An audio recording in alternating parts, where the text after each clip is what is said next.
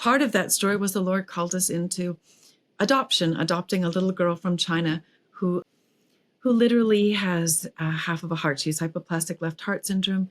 So she has come through multiple open heart surgeries. And unless the Lord works a miracle, Shiloh eventually someday will need a heart transplant.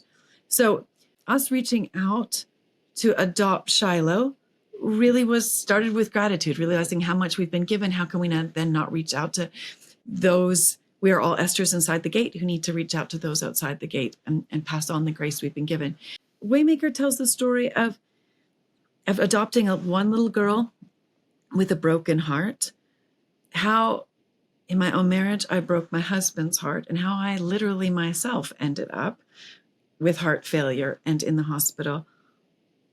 But it's a book really about trying to make a way, not just make a way to adopt a child in China, not just about how to make a way in a marriage when you're in a difficult time, but ultimately realizing whether it's adoption or marriage, both of those relationships are metaphors for union and communion with God.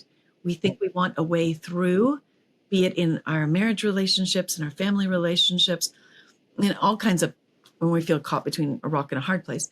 We think we want a way through when ultimately we need a way of life that keeps us in the way himself.